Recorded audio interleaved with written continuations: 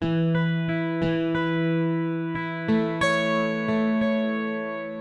today we have to start with the third property, that is depression in freezing point.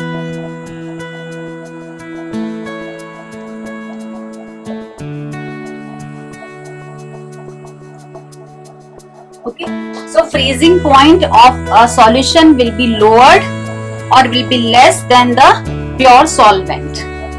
So again we will see through the graph first and then we'll come to the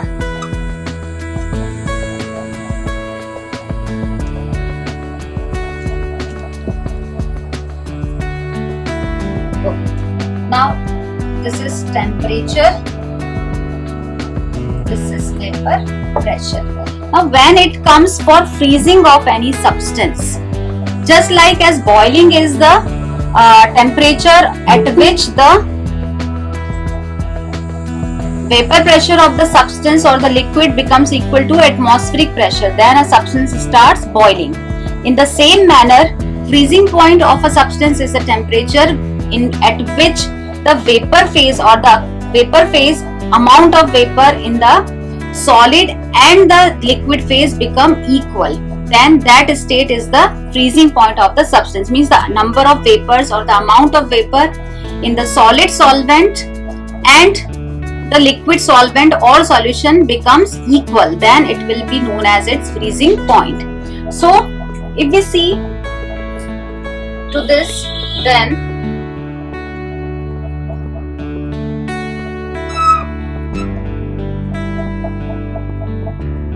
this line represents the vapors of pure solid solvent. Okay, if this is the line for the presence of vapors of pure solid solvent, it will have some vapors, it is condensing, but still it has some vapors present. So more the temperature is increasing in this direction, less is the temperature, less is the number of, you can say less is the vapor pressure or less is the number of vapors. Now if we consider a line of solid a pure liquid solvent, if we are condensing it, we are compressing it, it will compress and it will go on compressing, and a point will come when its vapor pressure of pure liquid solvent will become equal to the vapor pressure of pure solid solvent, or you can say the number of vapors of pure solvent, liquid solvent will become equal to the vapors of pure solid solvent. So this temperature will be TF naught, freezing point of the pure solvent. Okay, now because every time the vapor pressure of solution is less than pure liquid solvent, so the curve for solution in liquid state solution is there, so the curve for vapor pressure of liquid solution will be there and its vapor pressure will reduce and will become equal to the vapor pressure of solid solvent at some point here.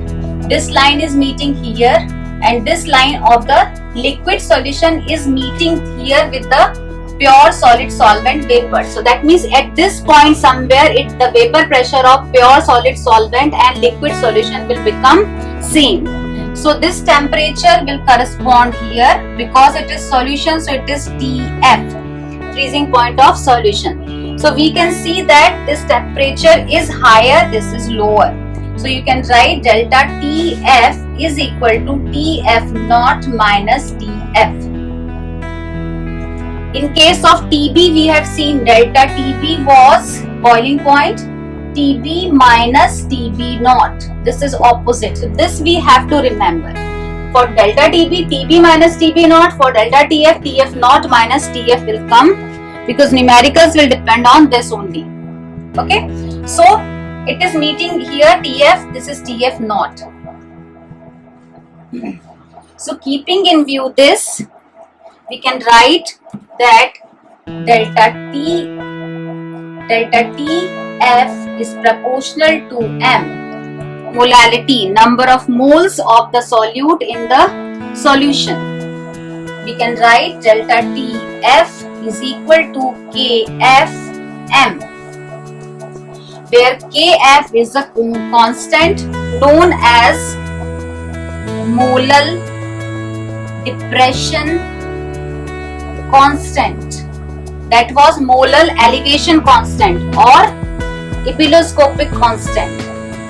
This is molar depression constant or cryoscopic constant. Name should be known to you. Molar depression constant or cryoscopic, that was molar elevation constant or ebullioscopic constant.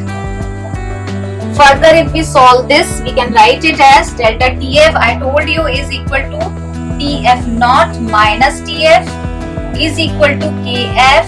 Molality can be written as WB upon MB into 1000 upon WA. This will be the formula we will use for the calculation, either to form the mass of the solute dissolved or to find the molecular mass of the solute or to find this difference or any of these temperatures. When we will do the questions, it will be clear. Okay, so this is depression in freezing point. Now the last colligative property is osmotic pressure.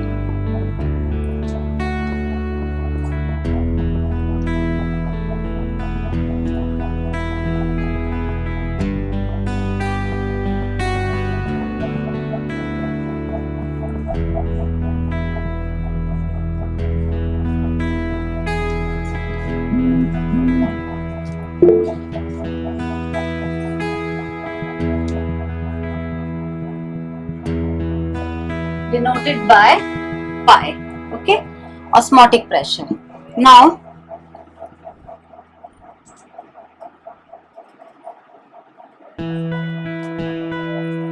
formula. Okay, formula was delta TF is equal to WB upon MB into 1000 up WA. This is the formula in which any of the thing this or delta TF can be calculated, where delta TF is equal to TF naught minus TF. TF naught is the freezing point of pure solvent and TF is the freezing point of solution. Okay, this is the formula. Now we come to osmotic pressure denoted by pi. For understanding the colligative property osmotic pressure, first we talk that what actually is osmotic pressure. Now for understanding what osmotic pressure, we should know about osmosis. So first we talk about osmosis. We all are aware of diffusion, term diffusion. Diffusion is the movement of particles of any substance, even gaseous or liquid, from higher concentration of the substance to lower concentration. Suppose the spreading of a fragrance from one place to another. This is example of diffusion. Similarly, osmosis is also a similar phenomenon, but osmosis takes place through a semi-permeable membrane. This membrane is semi-permeable membrane. Okay, semi-permeable means not permeable or not permitting everything to pass through it. This semi-permeable membrane allows only solvent molecules to pass, like water. It does not allow, what it does not allow is solute. So osmosis is only about the movement of solvent particles, water particles or water molecules through this membrane from one solution to the another, or you can say from one solution to solvent is present, like that. Okay. Now osmosis always takes place from higher concentration of solvent. Whichever side higher concentration of solvent is there, that means what? The solution is dilute.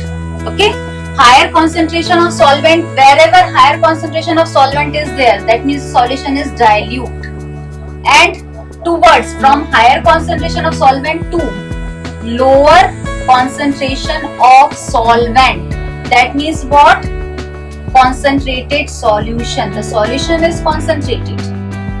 So osmosis is, in case you understand, it is just opposite of diffusion. In diffusion, what happens? In diffusion, the higher concentration, the particles from higher concentration move towards a lower concentration. Suppose fragrance is higher at this place, so the particles will move from this place to another place. But in case of osmosis, what is happening?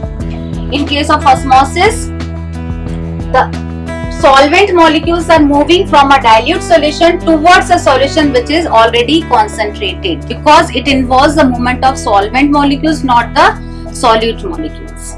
Okay, so this is about the osmosis.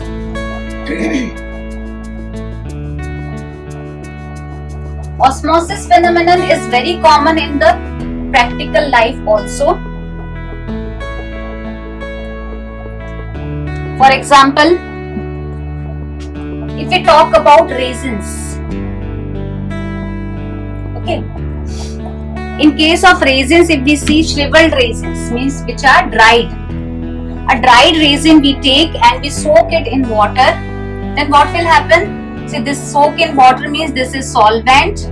When it is shriveled or shrunken already, then that means what? It is having higher concentration inside, higher concentration of sugar inside.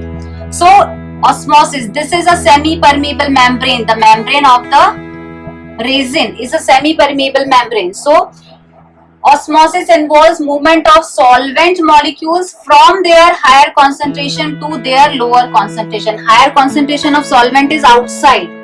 Inside the raisin, the solvent is very less. That is why it is dried up.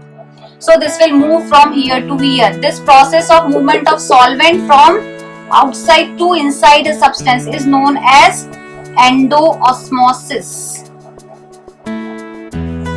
This is endoosmosis because solvent is going inside it. This is endoosmosis. Clear? Now, same happens when blood cells, a blood cell is having 0.9% salt concentration. Okay, the concentration of salts in the human cells or RBCs is 0.9%. Now outside this cell, if I use a solution which also is having 0.9% salt concentration, which is done in case of saline drips which are given. So those drips are having concentration of salt 0.9%. Then what is there? Whatever 0.9 is inside the cell, 0.9 is outside the cell in the water, mixed in this water. Then there is no difference in their concentration. So there will not be movement of solvent from here to here or from here to here. Such solutions are known as isotonic. Both of them have same concentration of salts. This is isotonic and no movement. The RBCs will remain as it is, as they are. But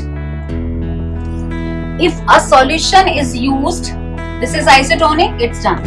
Now suppose a solution is used outside this cell whose concentration is less than it. That means 0.5 suppose. A solution of 0.5 concentration is used. Then what will happen? This is less concentrated. That means what? It has more solvent. So solvent molecules. This solution is hypotonic solution. Hypotonic means less concentration than inside this. So this is hypotonic solution. When a RBC or a cell is kept in hypotonic solution, then what will happen? To make the concentration of both same, solvent molecules will start moving from here. This is a semi-permeable membrane. So solvent molecule from outside will start moving inside, because this is less concentrated, this is more concentrated, and it will try to make them equal.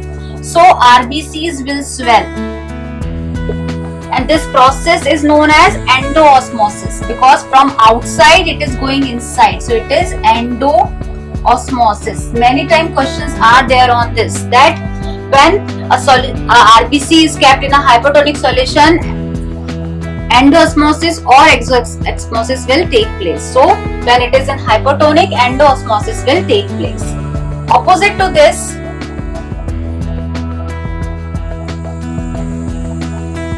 the same happens in case of those people who eat lot of salt in their food. Always it is considered that sugar is harmful, but equally salt is harmful to the body. Why?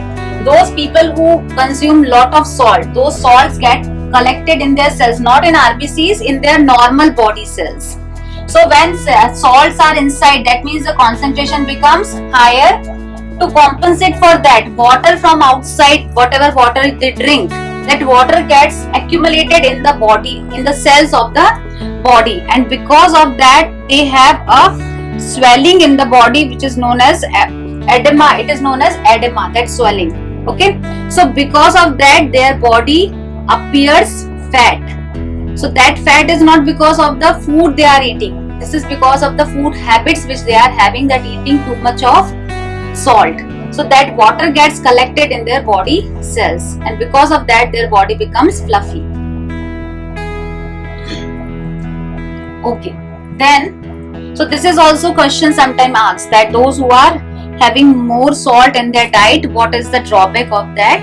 So it will lead to endoosmosis, and because of that they will have swelling in their body.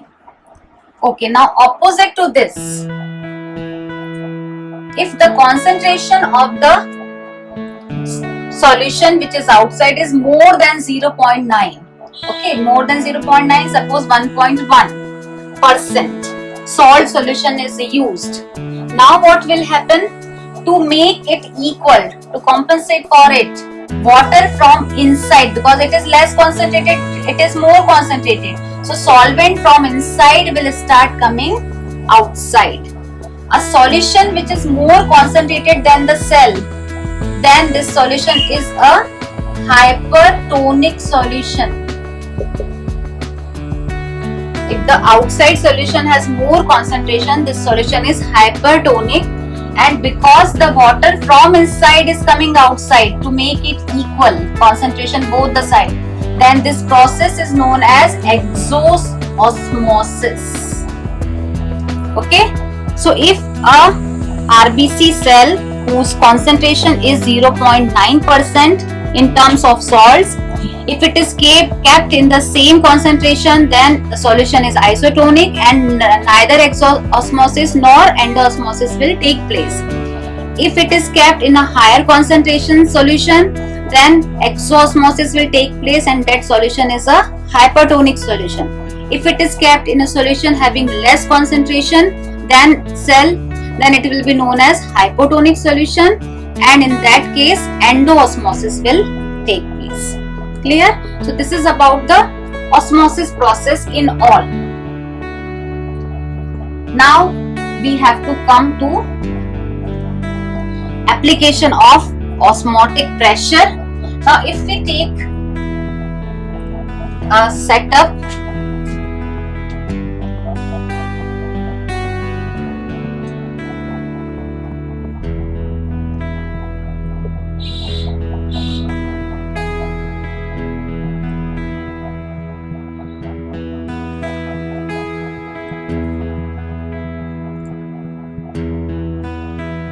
solution. Okay. Both of them are acted upon by atmospheric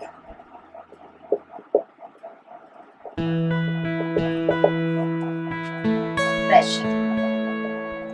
This is atmospheric pressure. Okay, just a minute. Yes. Now what will happen? This is solvent, this is solution. Definitely what will happen? Both of them have same pressure applied on them, that is atmospheric pressure. This is a semi-permeable membrane. Now as a rule, solvent molecules will start flowing through the semi-permeable membrane towards the solution side because it is concentrated, it is less concentrated or having no solute in it. Now we want to stop this process of osmosis. Then what we will have to do? We will have to apply pressure on it. That pressure is pi or at osmotic pressure.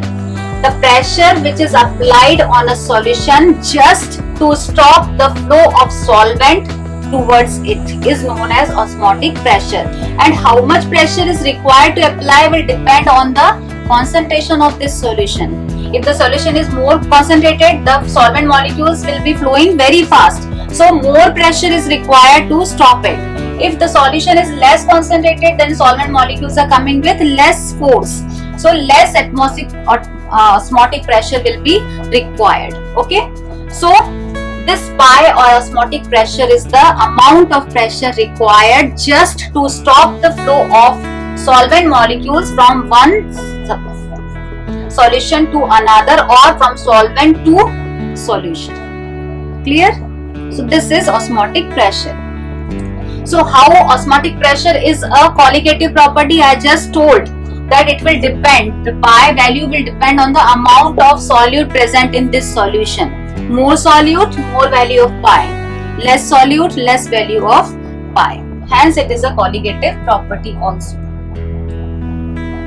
Okay. Then we come to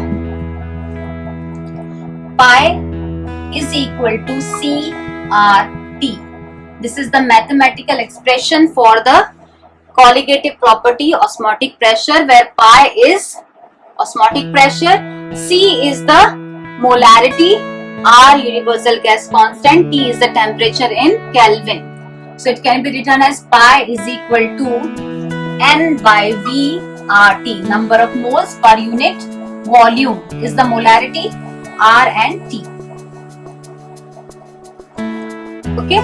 Number of moles can be written as pi is equal to number of moles will be WB upon MB into V R T. So whatever is required to be calculated, that we can calculate.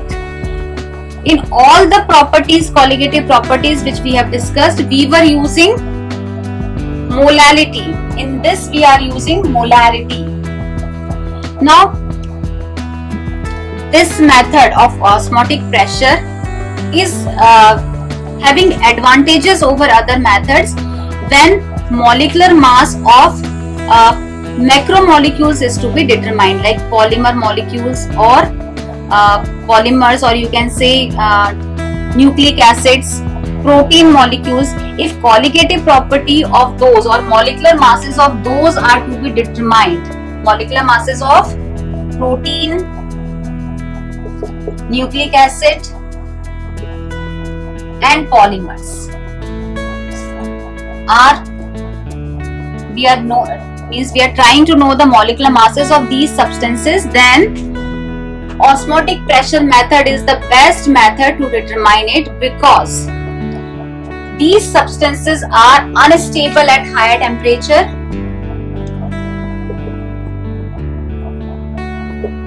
and osmotic pressure calculations are always done at room temperature.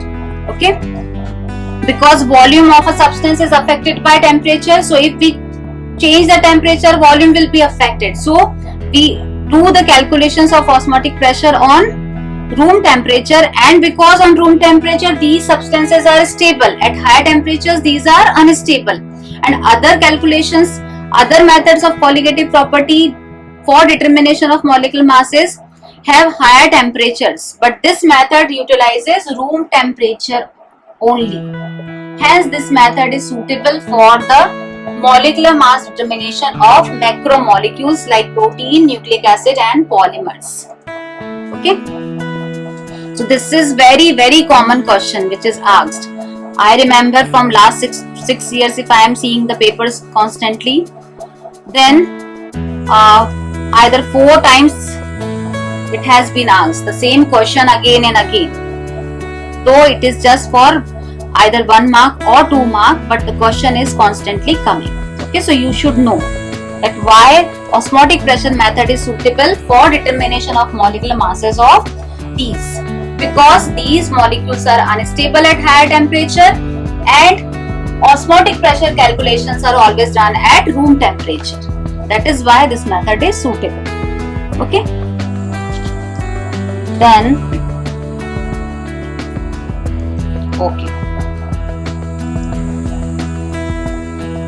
the last topic in this chapter is reverse osmosis. A small topic. As the term itself is telling that it is reverse of osmosis, so this is reverse osmosis, which is the term used in RO.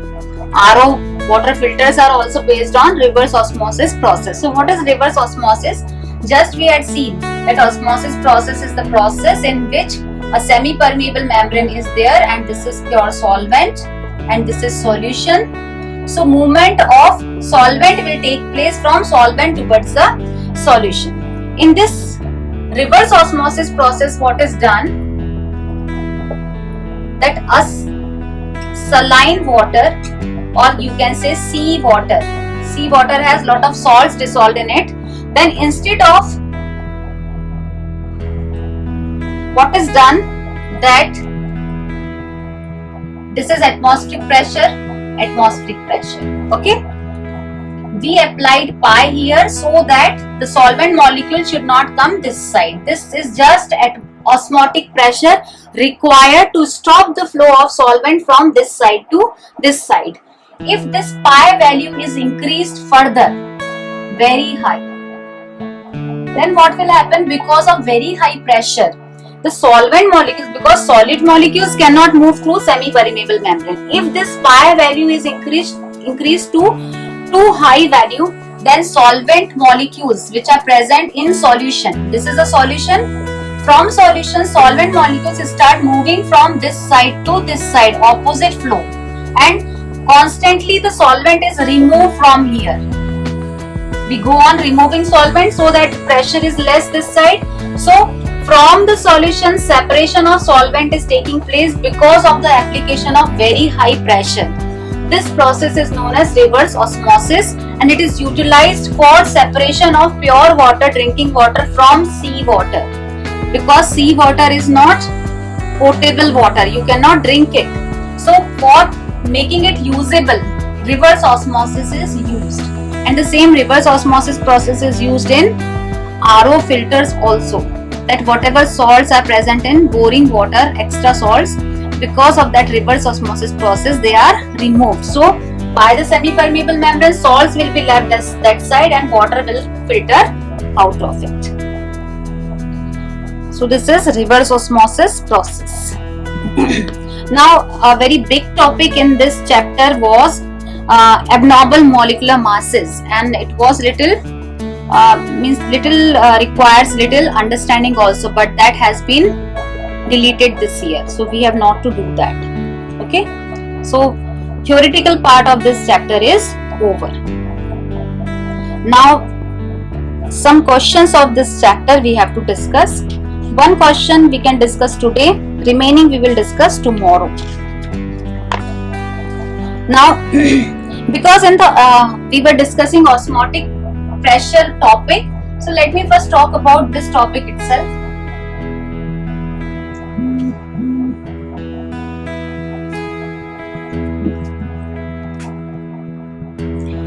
Now in the formula it was pi is equal to CRT, okay, where C is the molarity, R is universal gas constant and T is the temperature in Kelvin. So there will be different values of R used here. So let us first talk about the R values. R can be used at 0.082,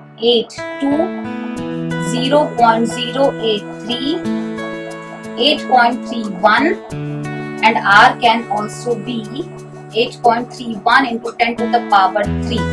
Now 8.0 2 is liter, atmosphere, mole inverse, Kelvin inverse. Okay. 8.03 liter, bar, mole inverse, Kelvin inverse. 8.3 is joule, Kelvin inverse, mole inverse. 8.31 10 to the power 3 is liter, Pascal, mole inverse, Kelvin inverse. Okay. Now, which unit to use? That will depend that where pressure is given in which, atmosphere, bar or Pascal. Because here liter is, this unit will not be used in the calculation of colligative properties, because this is concerned with the heat, joules. So in that chapter where thermodynamics chapter we were using it, or you can say states of matter chapter, when we use that time we use this unit. So this unit will not be required in this chapter. Other than that, any of these three will be used in the numerical questions depending on the unit of pressure given to you in the question. If atmosphere is given, you will use this value. Bar is given, you will use this value. Pascal is given, you will use this value. Okay, so any of the three values you can use. Then second important thing in these type of questions which will be given, I told that numerical questions are there from this chapter. Okay, so one thing this we have to take care. Second thing in these questions which I have to tell you, let me take one question. We have time. Okay, calculate the mass of ascorbic acid to be dissolved in. Calculate mass of ascorbic acid. Okay, formula will be given. Whenever such molecules are given which are not common, they will give you formula with the help of which you can calculate molecular mass. C6H8O6. Okay, so carbon 12, hydrogen 1, oxygen 16. Using these molecular masses, it will come 176 grams molecular mass. Okay. Calculate the mass of ascorbic acid to be dissolved in 75 grams of acetic acid. To be dissolved in 75 grams of acetic acid.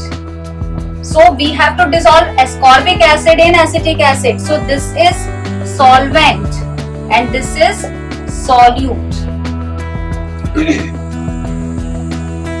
To lower its melting point by 1.5 degrees C. To lower its melting point by 1.5 degrees C. Kf for the substance is 3.9 kg mole inverse. These are the things given. So Kf is given, that means we are talking about delta Tf is equal to Kf and Wb upon Mb into 1000 upon Wa. This is the formula which we have to use. Now, to lower its melting point, that means directly the lowering in melting point or depression in freezing point is given. Okay, so to lowering its melting point or depression in freezing point by 1.5 degrees C.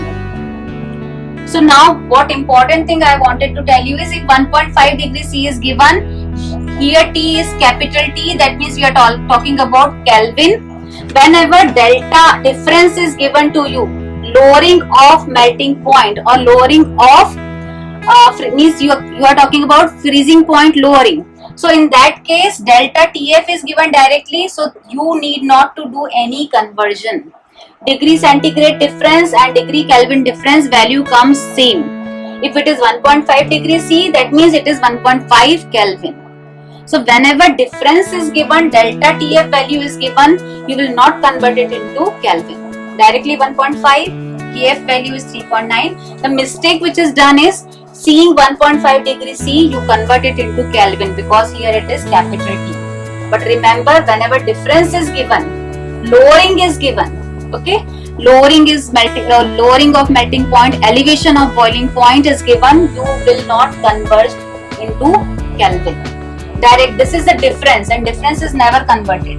3.9 WB to be dissolved. This we have to calculate. Molecular mass 176. WB we have to calculate in 2000 upon in 75 grams. So we will calculate WB from this. So calculations of these questions are easy, not difficult. Only thing is we have not to make mistakes in small things like conversion. If you convert this, you will put rest of the values correctly, but the answer will not come correct.